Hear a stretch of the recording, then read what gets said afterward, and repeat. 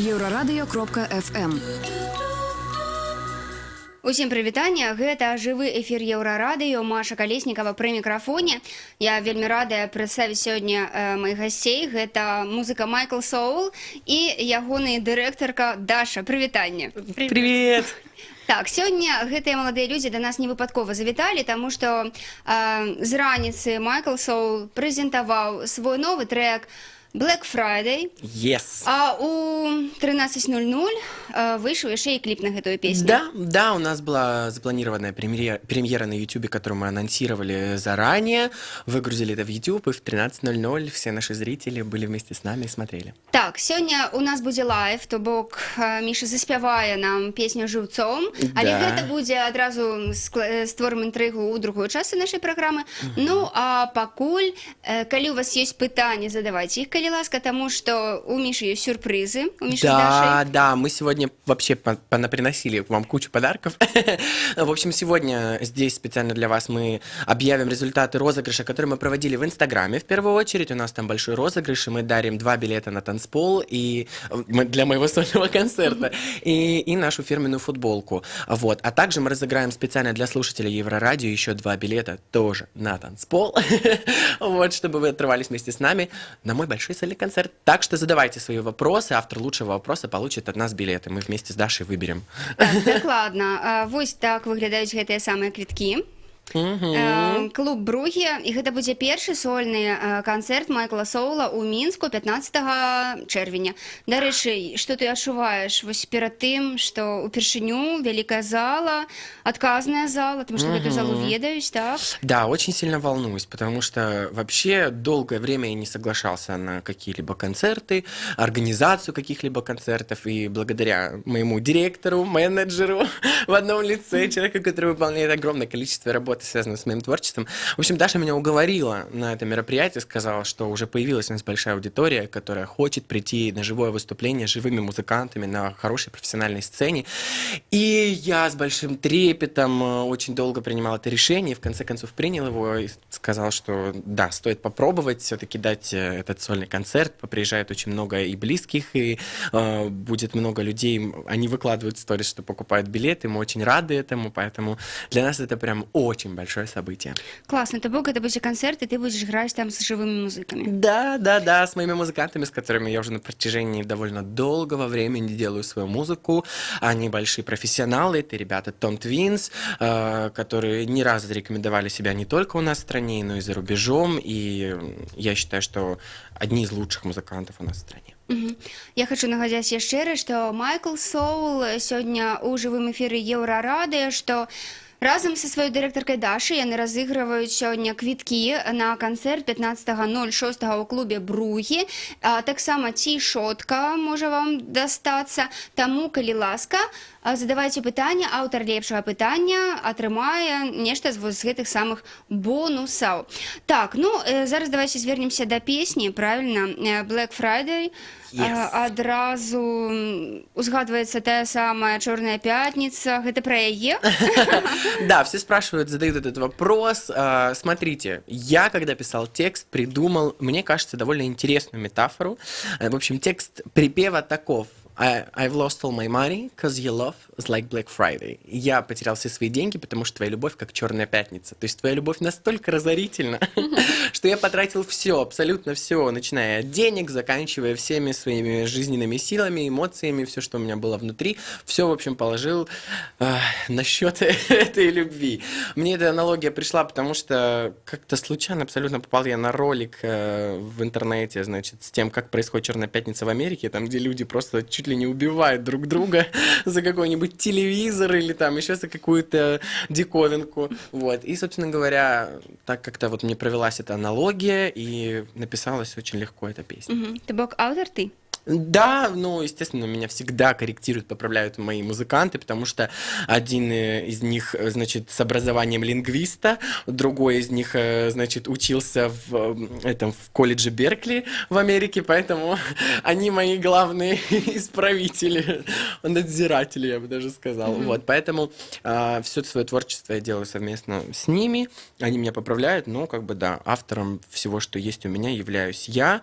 Вот, это всего того, что вы слышите. слышите. Автором всего того, что вы видите, является Даша, начиная от этих билетов, которые очень красиво, мне кажется, оформлены, фотографии, которые на билетах, да, вот, это все ее рук дело, она фотограф, и клип, который вы видите в интернете. Мы, кстати, с Дашей решили, что все-таки это не клип, это, как это называется? Муд-видео. Да, муд-видео, потому что сейчас это очень популярная тема такая, ну, она набирает обороты. Снимать именно муд-видео, муд с английского в переводе это настроение, то есть это видео, которое отражает настроение всей этой песни, вот, потому что там на самом деле большой смены локаций не происходит, там большая смена костюмов, там практически весь мой гардероб, вот, но очень интересные световые решения и решения, которые, как это называется, видеообработки, вот, поэтому, так сказать, наша команда сейчас очень плотно занимается не только концертом, но и, значит, материалом, который вот выходит, поэтому мы с Дашей очень плотно работаем. Ну вось Black Friday, так, гэта працяг Humanize у плане такім музычным, у плане гучання, у плане нейкай тваёй зараз такой асноўнай лініі. А вот и нет. Вообще ни разу получилось, что это полный эксперимент. Я никогда не выпускал такого рода музыку. Опять же, меня уговорили. Я написал эту песню в совершенно медленной версии, в очень такой меланхоличной. Да, естественно, как я обычно люблю это делать. Прислал, значит, своим музыкантам, показал. Они такие, слушай, подожди, тут надо по-другому. И, в общем, ну... Я им там показал свой набросок, они его переделали, получился танцевальный трек. Я говорю, да нет, эта песня не очень. И, в общем, опять же, и Даша, и моя мама, и мои музыканты, все меня уговаривали его выпустить, потому что мне казалось, что мне это очень не свойственно. Мне казалось, что как-то не то, будет не то. Но все уговорили, сказали, что это очень классный трек. И потом, когда я уже увидел финальную версию всего, и видео, и послушал финальную версию трека, я понял, что мне он действительно очень нравится. Это прям эксперимент музыкальный, потому что это больше дэнс-поп, но с очень таким меланхоличным вокалом, с меланхоличным текстом. Мне кажется, опять же, смешение стилей, красок всегда играет в пользу артисту. Ну, и я люблю экспериментировать. Для меня каждая новая работа — это что-то новое в музыкальном плане, поэтому я решил, что надо выпускать этот трек. И тем более лето на дворе, все хотят танцевальной музыки, но, опять же, она, повторюсь, не отличается от как бы моих предыдущих работ только тем, что в ней лирика очень такая интересная, потому что там есть большая метафора, которую я уже объяснил, и, собственно говоря, она очень такая драматичная, внутренняя, эмоциональная. Вот. Я ще раз нагадаю, што Майкл Соул разам з дырэктаркай Дашай сёння госці нашага жывога эфіру, і што яны прыйшлі вось такімі квіткамі. Аўтар лепшага пытання для Майкла і Дашы атрымае квіток на канцэрт 15 чэрвеня ў клубе Бругі. Гэта першы сольны канцэрт Майкла Соула ў Мінску, так што, калі ласка, актывізуйцеся і задавайце пытанні. Пра трэк, што сказала Ціна Кароль? Я заўсёды памятаю, што сегодня он только вышел, и я уже отправил ей это в директ. Я думаю, что вчера просто было очень грандиозное событие. Вчера была свадьба, которую ждали очень много лет. Это была свадьба Потапа и Насти Каменских, и она была гостем на этой свадьбе. Вот. И поэтому, мне кажется, пока она вне зоны доступа, вот я ей отправил. Ну, думаю, что вечером, возможно, даже и завтра. Не знаю, насколько там у нее, как у нее дела. В общем, ответит и... расскажу в Инстаграме, что она думает. Мне кажется, она может выложить это к себе в сторис, и там будет все написано, все, что она обо мне думает. Вот, у нее всегда очень звучные какие-то такие тексты в мою сторону, поэтому мне приятно. Міша, вось колькі ўжо 1,5 гады прайшло, ці год толькі мінуў з голаса, у якім ты удзельнічаў? Роўна год, так? Год. Ну, звычайна артысты туды едуць усё ж за тым, каб знайсці там сабе прадзюсара.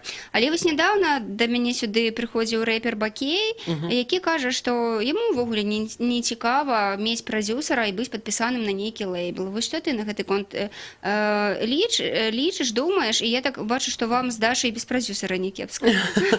Ну, да, мне кажется, что мы сами себе в первую очередь продюсеры, потому что, конечно, с одной стороны, иногда и мне, и Даше нам не хватает какой-то такой прям большой руки, которая бы могла бы помочь нам все решить. Возможно, какого-то такого прям взрослого мозга, скажем так, который бы помогал нам генерировать идеи. Но при этом всем я считаю, что у нас свежая молодая кровь, достаточно много крутых задумок и идей, и мы на самом деле не нуждаемся пока в музыкальном продюсере, хотя мы не против никаких предложений, мы с удовольствием смотрим, если нам что-то предлагают, вот, но нам кажется, что уже... Как ты думаешь? Мне кажется, эта эра уже так прошла, когда все знаменитые артисты были под каким-то большим продюсером, который давлел над ними, что-то создавал. Сейчас больше лейблы.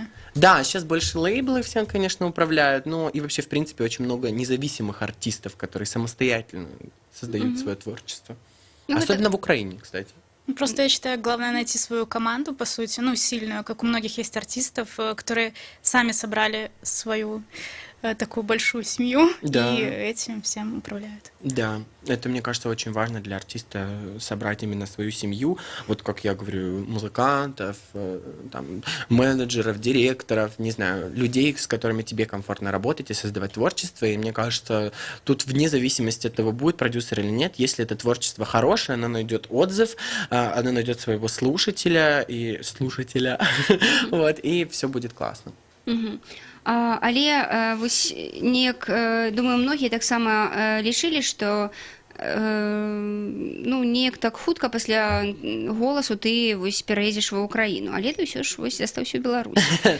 Да, просто там были свои же у меня вопросы по поводу Украины, и был у меня запрет въезда в Украину, и потом он разрешился, слава богу, и когда он разрешился, все опять думали, что я перееду в Украину, но настало Евровидение, и не было времени. Все думают, что я, в общем, туда уеду, но на самом деле планы немножечко другие.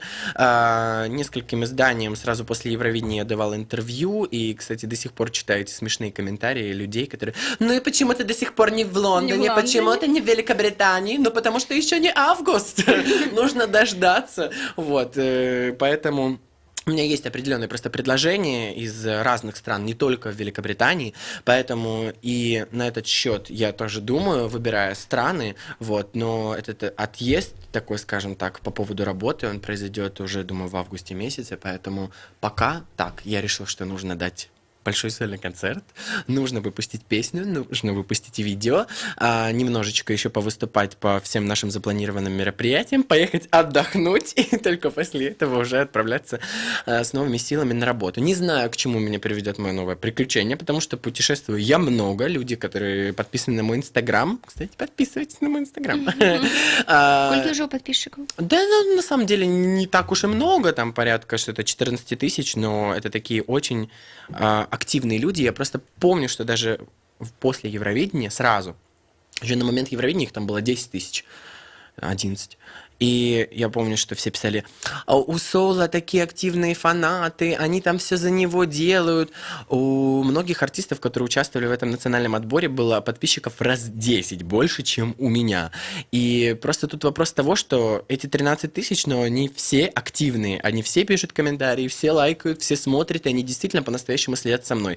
Поэтому мы бы, конечно, как и все, вот Даша работает, Даша, как называется твоя профессия? SMM-менеджер. SMM-менеджером. Мы могли бы просто взять, накрутить себе 100 тысяч, 200 тысяч подписчиков и заработать тем самым галочку, но мы просто понимаем, что это не активная аудитория. И я вижу людей, у которых по 100 тысяч подписчиков, но ровно столько же лайков, сколько у меня. И я думаю, что в этом нет никакого смысла.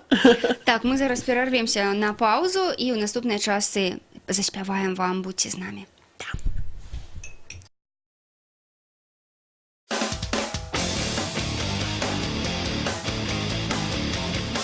Еўрарадыё. Лаві нас кожны будні дзень на FM. Раніцай о 6 і ўвечары о 23. У Гродні на хвалях радіорація 98,1 FM. У Бресте 99,2 FM. Даведайся пра галоўныя падзеі дня з праграмаў «Петарда» і «Еўразум». Слухай «Еўразум» з панядзелка па пятніцу о 18, а «Петарду» о 20. Нон-стоп наш эфир доступны у интернете по адресе euroradio.fm и euroradio.by. Слухай «Еўрарадыё» праз спадарожнік «Астра 4А». Абяцаем альтэрнатыўную музыку, свежыя навіны ды эксклюзіўныя рэпартажы. Долучайся до нас у социальных сетках. Еврорадио. Час ведать, что отбывается.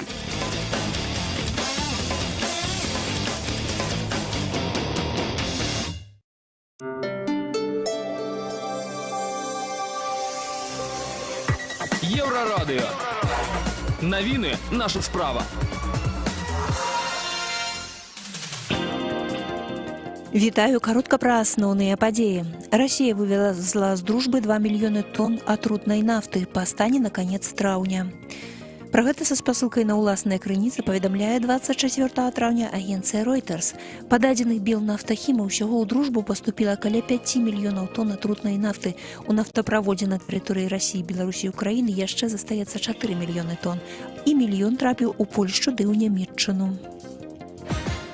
Кіраўнік Беларусі Александр Лукашенко даручыў кіраўніку камітэта дзяржкантролю Леаніду Анфімаву навесці парадак з даўгабудамі ў Мінску і абласцях, паглядзець на некаторыя даўгабуды і таго-сяго правучыць, даў даручэнне Лукашенко, адведваючы МКАД 24 траўня. Паводле словаў Лукашэнкі, будаўніцтва і знешняе добраўпарадкаванне аб'ектаў у Беларусі павінна заняць не больш за 3 гады. Прэм'ер-міністр Беларусі Сергей Румас заявіў на пачатку сустрэчы са сваім расійскім калегам Дмітрием Медведевым, што пазіцыі Мінска і Масквы ў пытанні інтэграцыі сыходзяцца на 70%. І хацелася б па арэшках 30% зразумець, у чым у нас адрозненні, сказаў беларускі прэм'ер. Кіраўнік расійскага ўрада з такой пазіцыяй пагадзіўся. У Беларусі завялі 15 крымінальных справаў за безгаспадарчасць па выніках праверкі аграпрамысловага комплексу. Пра гэта адчытаўся Леанід Анфімаў, кіраўнік камітэта дзяржкантролю. Выяўлена 2500 парушэнняў, аператыўна ліквідавана 77%. З іх заведзеныя 15 крымінальных справаў, 196 адміністратыўных на кіраўнікоў і спецыялістаў. Заўтра у нас мокры дзень у краіне. Прынамсі, так сцвярджаюць сіноптыкі, бо прыходзяць паветраныя масы з-пад Балтыку, якія прынясуць суцэльныя дажджы і навальніцы пры тэмпературы паветра ў дзень ад 19 да 27 градусаў вышэй за нуль.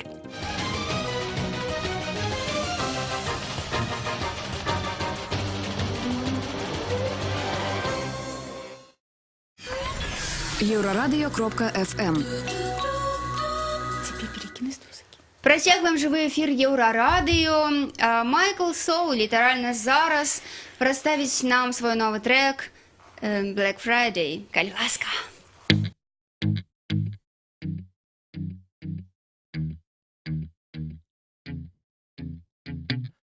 I close my eyes, I can't trust nobody, and no my love talks me out of my body. Oh, it's coming to an end. There's nothing left to spend, and I've lost all my money. Wow, 'cause your love's like Black Friday. Oh,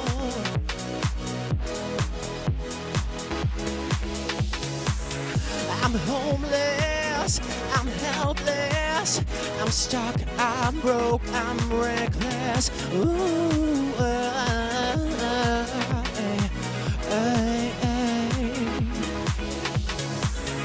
I can't hold on. It's more than just a feeling. Our favorite song will become so unappealing. Ooh, it's coming to an end. Ooh, there's nothing left, and I've lost all my money. Whoa, 'cause your love's like Black Friday. Oh, wow. I'm homeless, I'm helpless, I'm stuck, I'm broke, I'm reckless.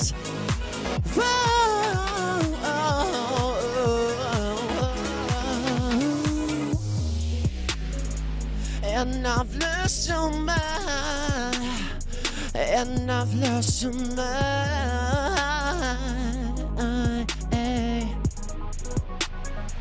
and I've lost all my money.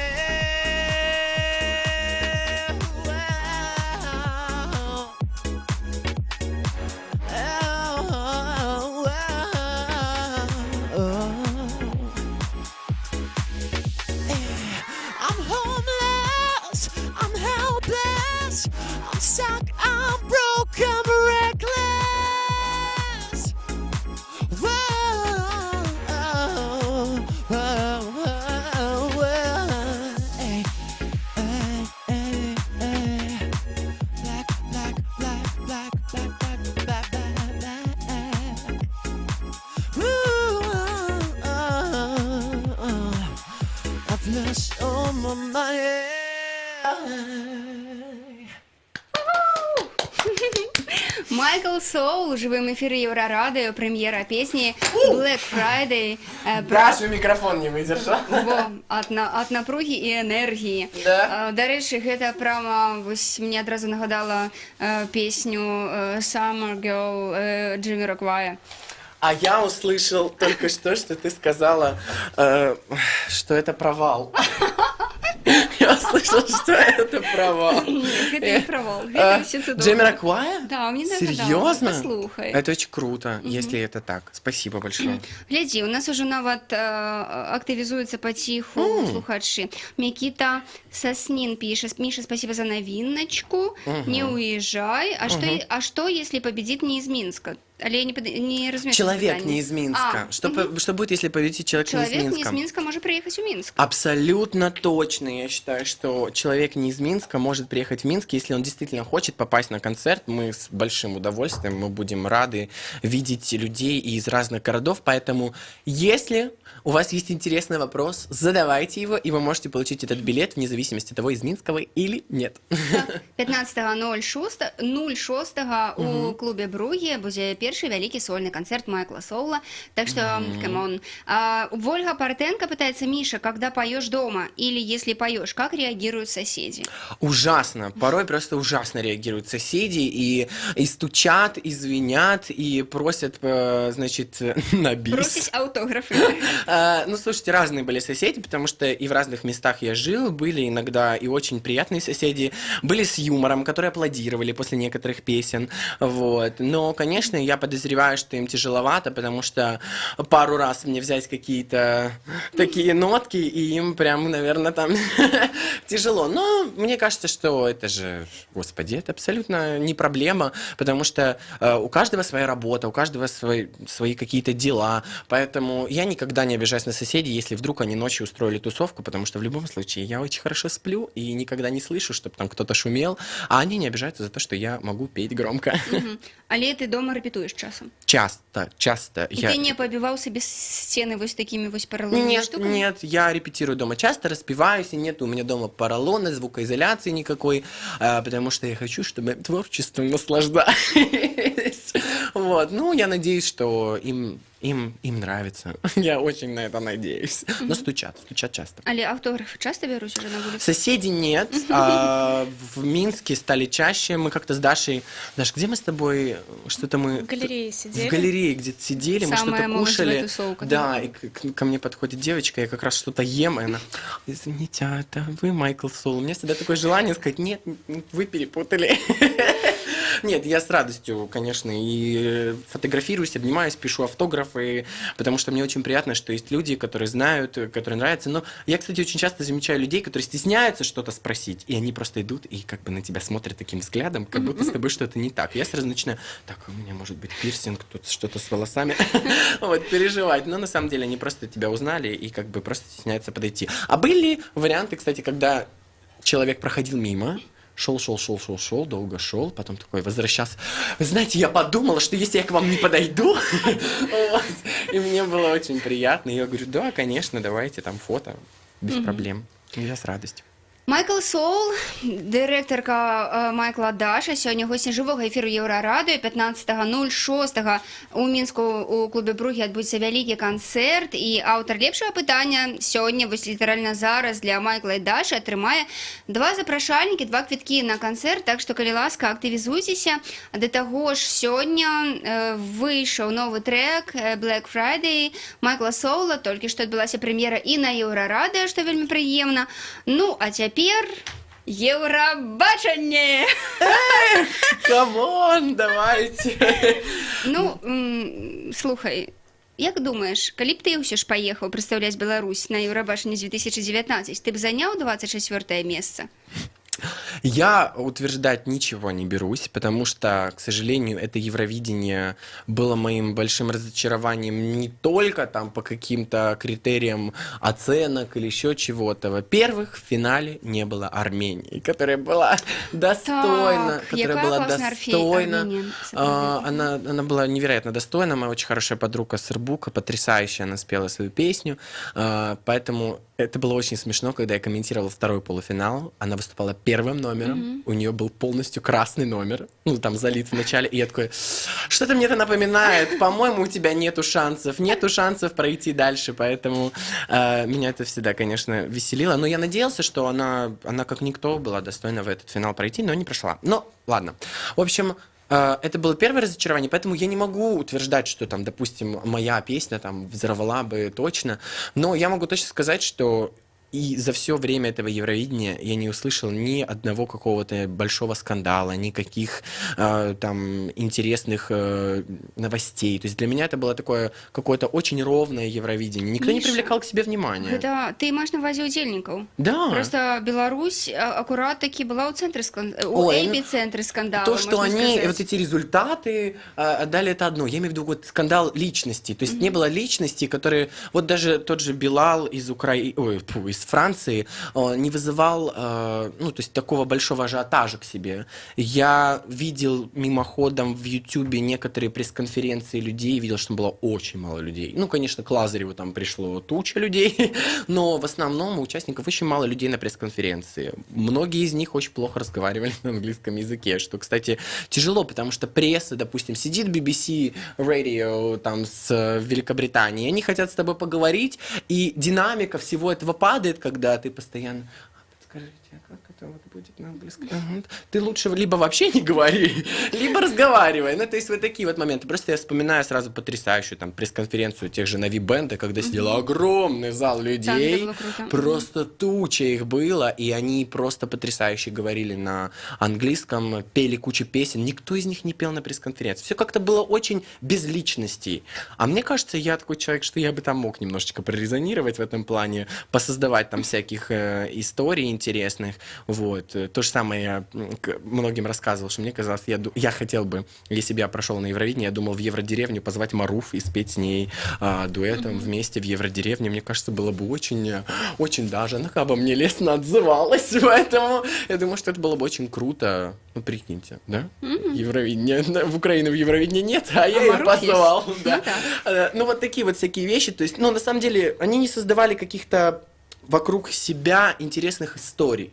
Вот. И все это было как-то очень, к сожалению, мимо проходящим. У меня в плеере осталась только Армения и Италия. Мне очень понравился итальянец. Я за их болела. Потрясающий был итальянец. Я думал, что он тоже... Першее место занял. Я была за что-то так как-то само. выиграл парень из Нидерландов, но... Господи, значит что? Мы поняли, что в следующем году нужно снимать клип полностью голыми. Нет, мы больше не будем пробоваться. Ты упевнений? Даш, мы не будем больше пробоваться. Даша, я бачу, что не вельми. Даша на лицо. Мы больше не будем пробоваться на Евровидении. Вот. Только если вдруг нам позвонит, не знаю, кто-нибудь из Великобритании или из другой страны, скажет, пожалуйста, умоляем вас, представьте. До речі, так, у Британії там зовсім все кепсько з Євробаченням. Вот поедем от Вы Великобритании. ратуйте Британию. Да, Майкл попробуем. Соул. А почему нет? Почему нет? Вот, ну, на самом деле, просто я знаю, что в этом году в Беларуси уже все, как бы, с этого года... Ну, невядомо, конечно, до яких высноваў зараз Но они вроде бы прыйдзе, как говорят, калі что будут радыёкампанія, прызначаць. призначать, да. Ну, трэба і людей. так паспрабаваць. Почему нет? Пускай. Может быть, это будет лучше, как это сказать, это, ну, лучше для нашей страны. В плане того, что, может быть, они выберут более достойных людей, не будет столько склок. Просто назначен человек, и он едет, и все, нет никаких проблем. Потому что меня так веселило, когда были люди, которые говорили, ну, мы не понимаем, почему происходит такой скандал, а почему опять не поддерживают нашу участницу. Ну, в частности, Зену, там же, вы помните, огромное количество этих комментариев ужасных. Люди до сих пор думают, что это Даша сидела создавала аккаунты, бедная, делать ей было нечего.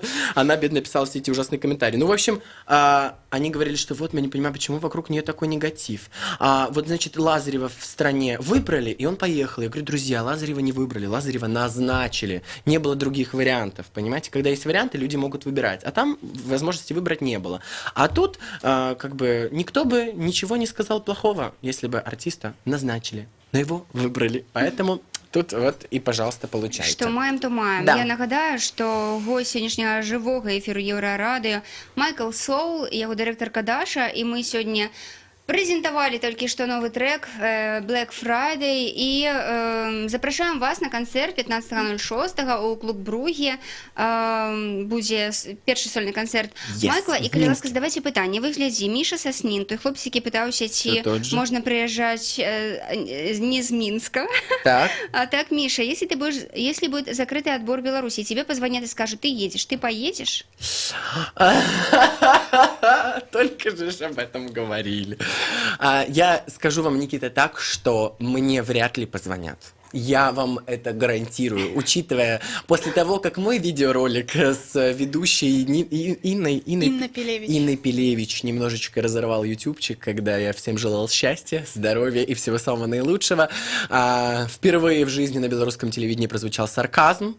К сожалению, не мат, но сарказм. Вот. К сожалению, его не поняли, кстати. Да. Многие, кстати, не поняли до конца, но те, кто поняли, конечно... А мата не было докладно? Ну, они очень боялись, они поэтому забирали у меня микрофон, потому что думали, что я сейчас... Такое было выражение, что ты все ж... Я бы мог, конечно, они очень пугались и боялись этого, и я решил, что, ну, ладно, не буду я уже так сильно над людьми-то издеваться, все-таки им потом это как-то и урезать, и что-то с этим делать, и как-то все это объяснять.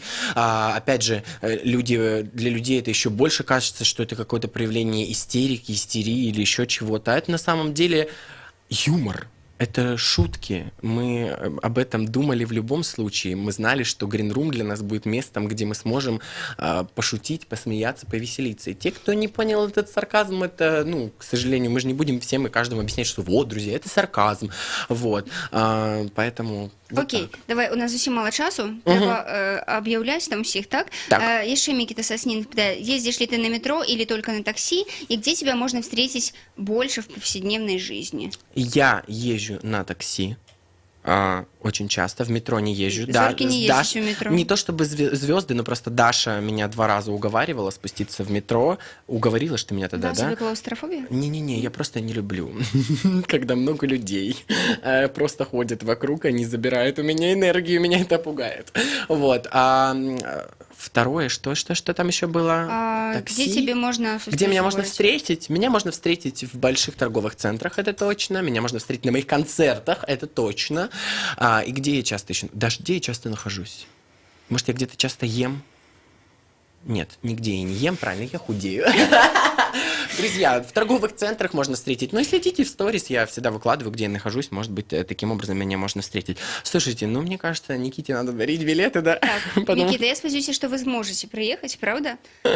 Да, Никите надо дарить билеты, мне кажется, потому что он очень активно интересуется и задает много вопросов.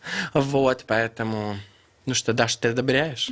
Одобряешь. Да, этот билет ваш. Так. А вторая девочка про соседей, давайте ей билет подарим тоже. Так само. Вот. Вось Оля и Микита. Это ваши билеты. Тишотку вы хотели так само объявить некому, О, так? да, лучше Дашенька, объявлять. Как зовут? Значит, у нас стала победителем девочка в Инстаграме, которую зовут... Юлия Полякова. Юлия Полякова, она с таким же ником, она получает нашу футболку и получает 2 билета на концерт, поэтому, Юля, обращайся к нам.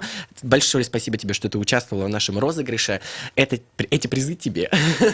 Таким чынам, дзякуй вялікі, што да нас завіталі. Нагадаю, што госці сённяшняга жывога эфіру Еўрарады гэта Майкл Соул і Даша, дырэктарка Майкла. А 15.06 усе гэтыя людзі вас чакаюць у клубе Бругі на вялікім сольным канцэрты «Те Майкла Соула» у Мінску. Шчасліва!